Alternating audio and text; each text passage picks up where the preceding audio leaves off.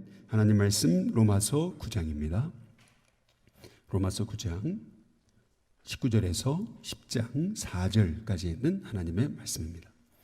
로마서 9장 19절부터 10장 4절까지 있는 하나님의 말씀 우리 함께 봉독하겠습니다.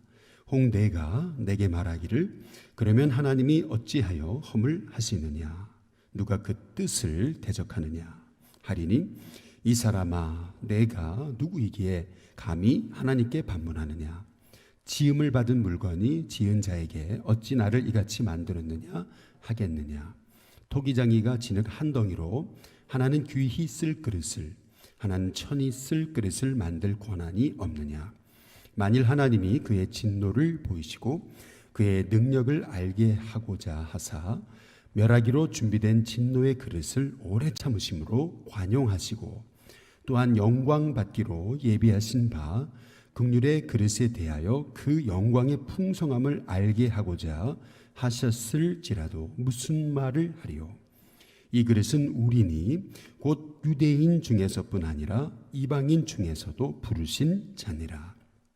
호세아의 그래도 이르기를 내가 내 백성 아닌 자를 내 백성이라 사랑하지 아니한 자를 사랑한 자라 부르리라. 너희는 내 백성이 아니라 한 그곳에서 그들이 살아계신 하나님의 아들이라 일컬음을 받으리라 함과 같으니라.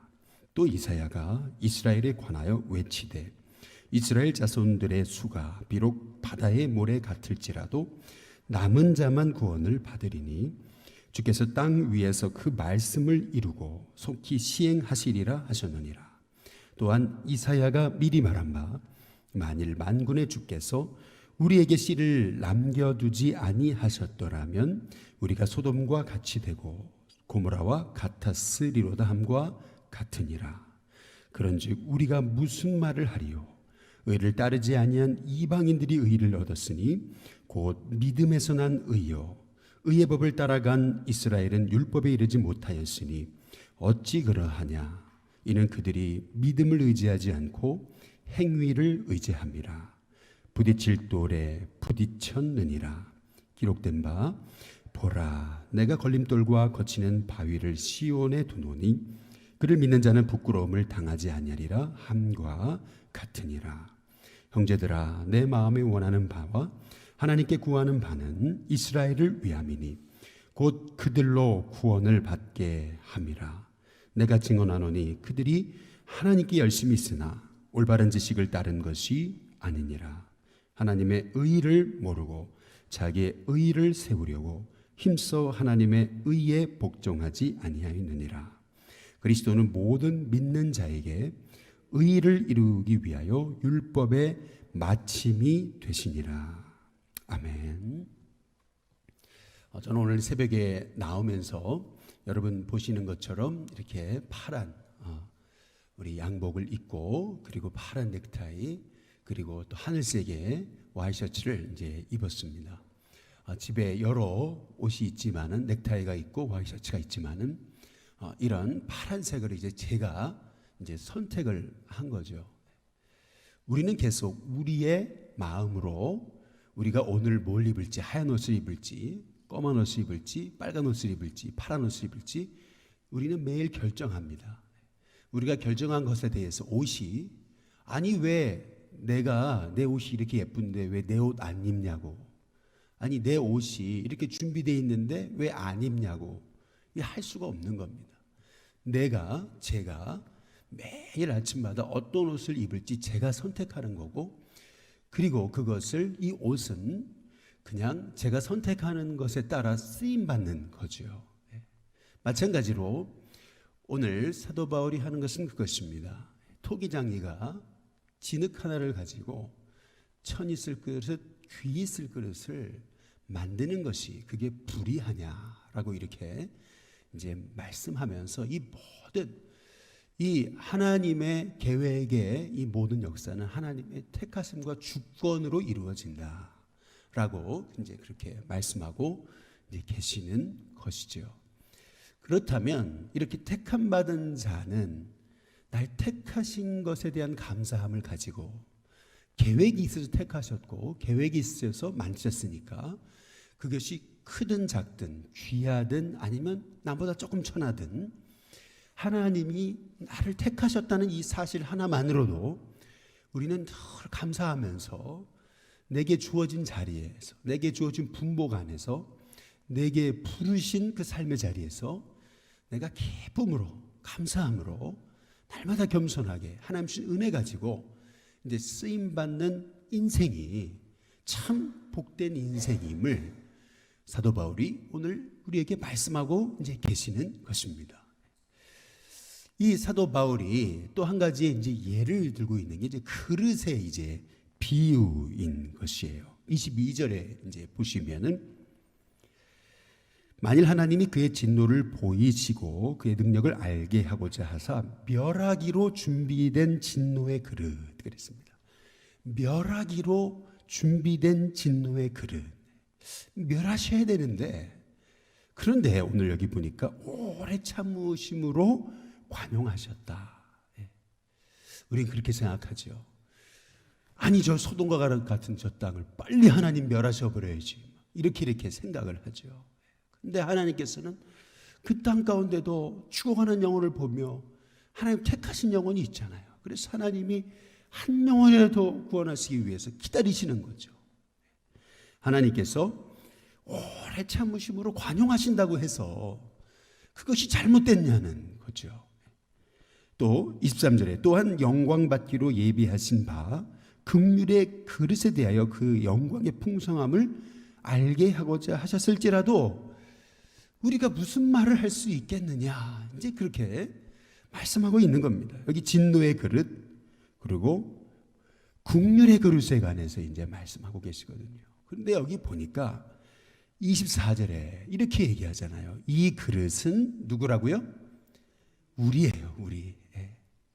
이야, 벌써 진노의 그릇으로 저기 그냥 저쪽에다가 내던져야 마땅할 그 진노의 그릇이 우리인데 하나님께서 오래 참으심으로 하나님의 긍휼하심을 나타내 주셨잖아요. 이것을 생각해 보면은 여기 이 그릇은 우리다 이렇게 사도 바울이 얘기하잖아요.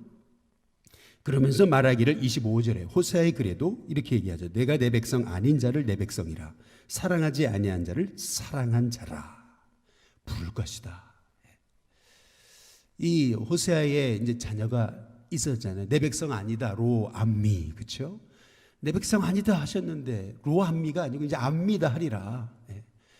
하나님께서 이 하나님의 백성이 아닌데 하나님의 백성으로 삼으신 거 이게 우리라고 하는 것이죠. 이것이 얼마나 놀라운 거냐는 거죠. 이스라엘의 관점으로 보면요. 아니 그 음탕한 그 음란한 그 고멜을 아니 어떻게 호세아가 아내로 삼고 말이죠. 나가도 또 불러오고 나가도 또 불러오고 끝까지 사랑하잖아요. 근데 어떻게 이게 가능하냐는 거죠. 이게 율법의 행위의 관점으로 보면은 고멜이라는 여자는 빨리 내쳐가지고 죽여버려야 되는데 빨리 쫓아버려야 되는데 하나님은 오히려 내 백성 아닌 자를 내 백성이라 사랑받을 수 없는 사람을 사랑한 자다라고 하나님께서 부르신다는 거거든요.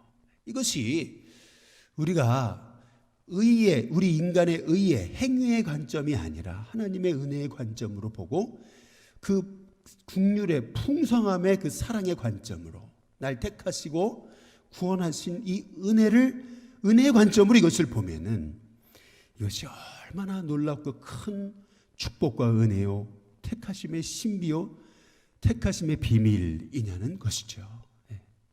그래서 택함 받은 우리로서는 우리가 할 일 하나님의 은혜에 감사하며 자꾸 나의 의의를 내세우고 자꾸 내가 이만큼 했지 않습니까? 이것이 아니라 하나님 난 아무것도 한 것이 없습니다. 하나님의 은혜로 삽니다. 오늘도 하나님께서 하나님의 은혜로 내 죄를 용서하셨고 그 내 죄를 용서하신 하나님께서 오늘도 내 안에서 성령님으로 나에게 하나님의 형상을 이루게 하실 줄 믿고 내 삶을 맡깁니다. 내 모든 인생의 짐을 맡깁니다. 이렇게 믿음으로 고백하면서 사는 하나님의 종들이 되어야 될 줄로 믿습니다.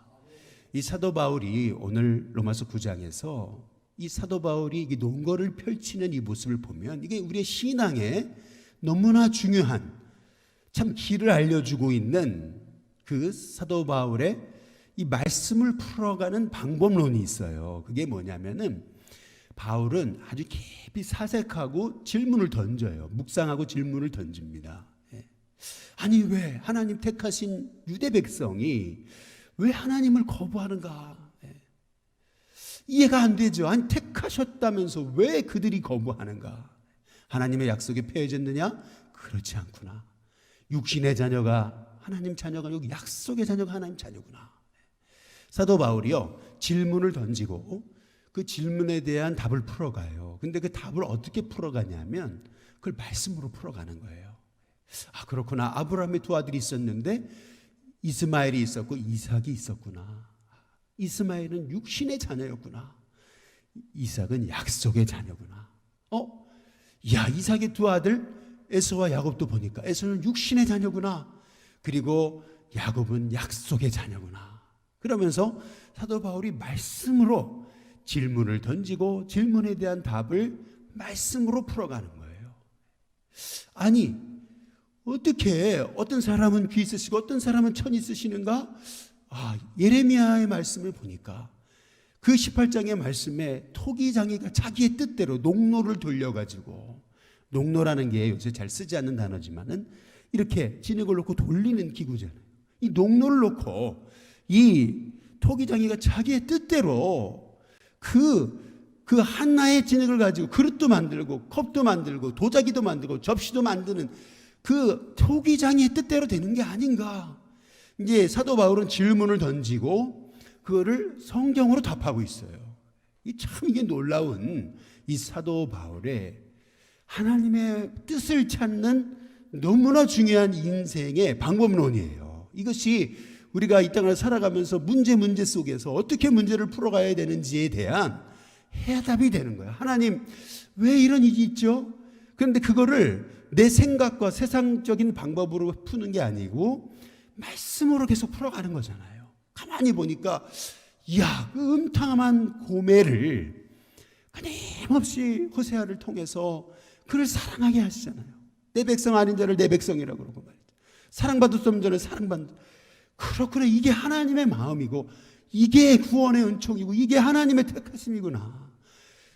어떻게 이렇게 구원받지 못할 이 영혼을 어떻게 구원하셨는가.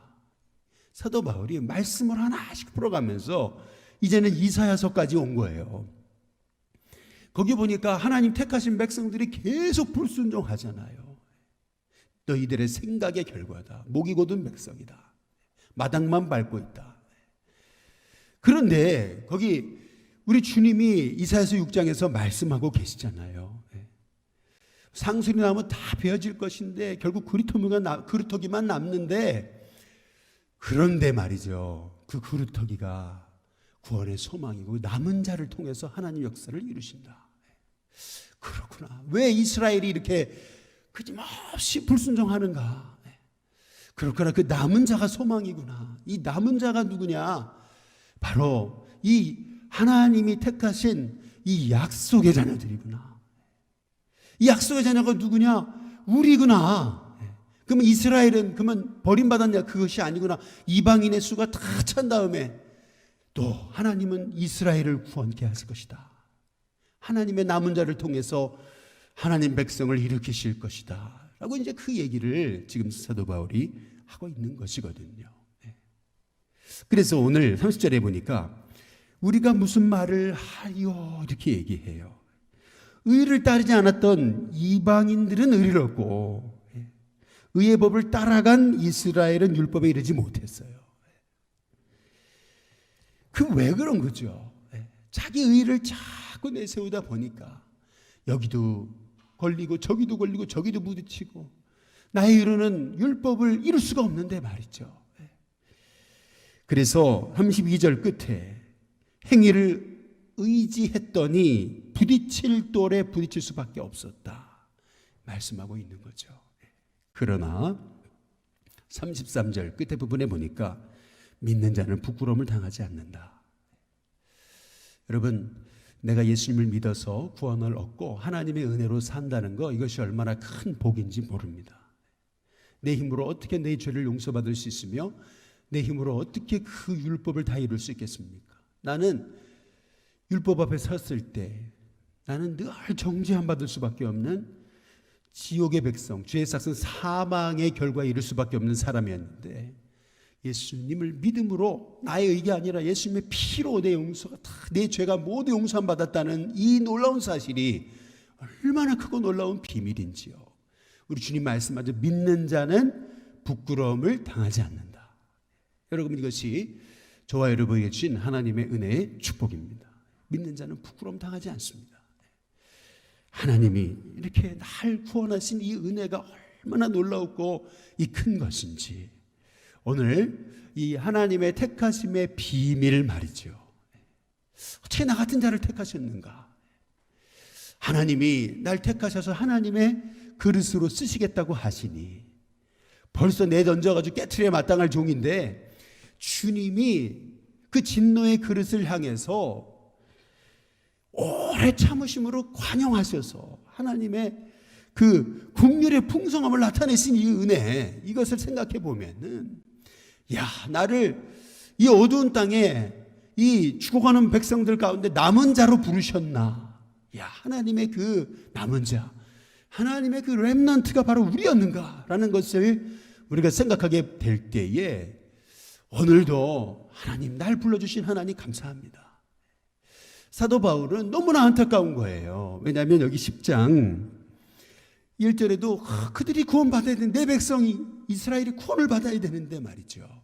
이게 너무나 안타까운 거죠.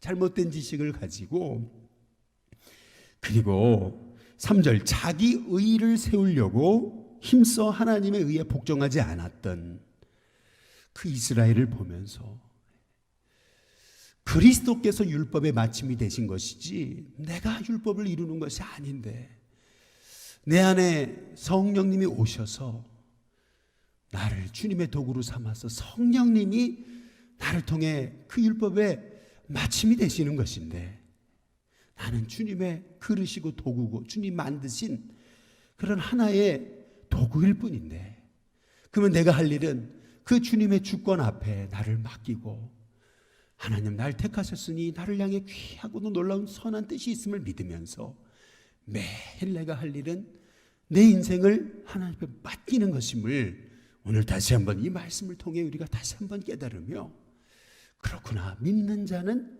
부끄러움을 당하지 않는다. 오늘 이 주신 하나님의 말씀을 의지하면서 매일 나는 주님의 그릇입니다. 벌써 진노의 그릇으로 내던져져 있어야 될 그릇인데, 주님의 그 긍휼의 풍성하심으로 나를 택하여 주셔서 이 어두운 땅에 주님의 복음 전하는 그 남은 자로 쓰시겠다고 하시니, 하나님의 은혜가 크고 놀랍습니다. 고멜과 같은 나를, 내 죄를 십자가의 피로 용서하시고, 그래서 나를 통해서 하나님의 영광 드러내게 하시려고 믿는 자 부끄러움을 당하지 않게 하신다고 약속하신 그 하나님의 은혜를 생각하면서, 오늘도 그렇구나, 내가 율법의 마침이 아니라 그리스도께서 율법의 마침이 되시는 거구나. 매일 이런 하나님의 은혜를 생각하면서 하나님의 주권 앞에 하나님이 날 쓰시겠다고 지금도 날 붙들고 계신다는 믿음 가지고, 오늘도 하나님이 나를 붙잡고 하나님의 뜻대로 끝까지 인도하신다는 믿음을 가지고 승리하는 저와 여러분이 다 될 수 있게 되기를 주님의 이름으로 축복합니다.